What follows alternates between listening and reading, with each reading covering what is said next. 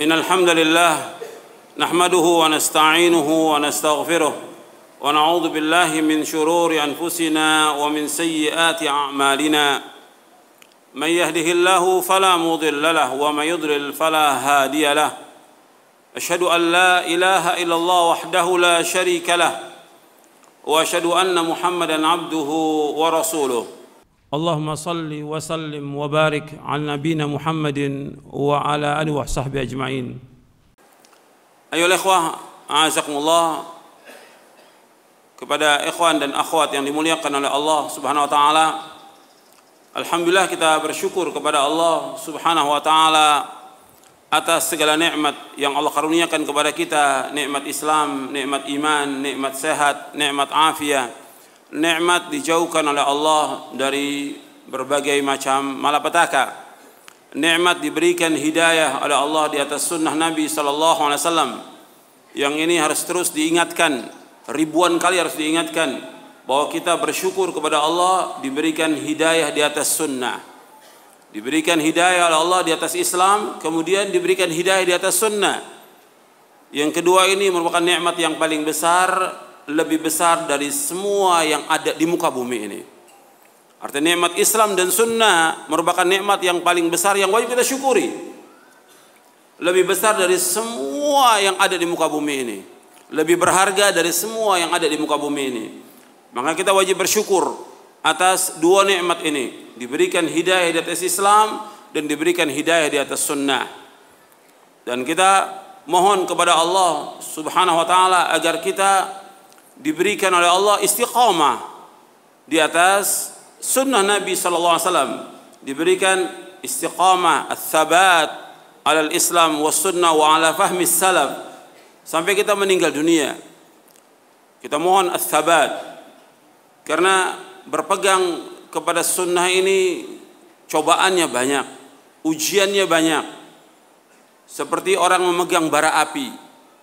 Makanya harus terus kita pegang. Maka Nabi SAW ketika mengingatkan kepada kita untuk berpegang kepada sunnah, bukan hanya berpegang kepada sunnah, Nabi suruh gigit.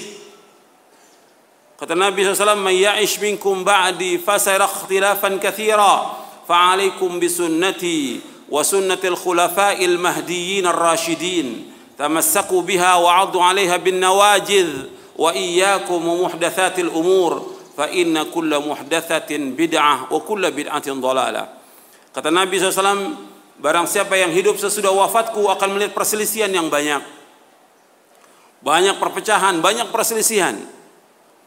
Maka Nabi memberikan solusi yang terbaik kepada umat Islam. Hendaklah kalian berpegang kepada sunnahku dan sunnah para khalifahku yang terpimpin dan lurus. Pegang erat-erat dan gigit dengan geram kalian. Bukan hanya pegang, gigit dengan geram kalian. Artinya betul-betul kita terus belajar sunnah Nabi SAW. Terus kita belajar, nggak boleh berhenti. Terus kita mengkaji, terus kita nuntut ilmu, terus kita belajar Al-Quran wa sunnah ala fahmi salaf. Kemudian kita berusaha untuk mengamalkannya. Dan mohon kepada Allah, mohon tolong untuk bisa mengamal, gigit dengan geram kita. Kemudian setelah itu Nabi ingatkan, jauhkan diri kalian dari setiap perkara-perkara yang baru dalam agama. Karena setiap yang baru dalam agama adalah bid'ah dan setiap bid'ah sesat. Setiap bid'ah sesat. Makanya untuk sempurnanya kita berpegang kepada sunnah, kita wajib menjauhkan bid'ah. Jadi kalau kita mau tetap berpegang di atas sunnah, jauhkan semua bid'ah. Karena bid'ah ini ngerusak.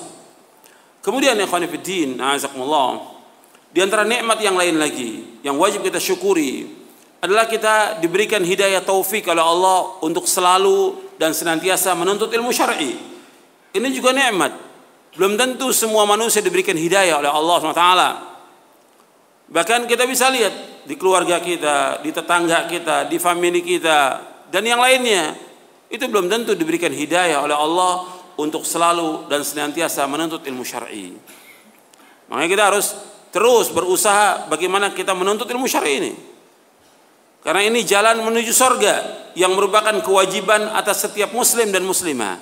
Kalau orang cinta kepada ilmu,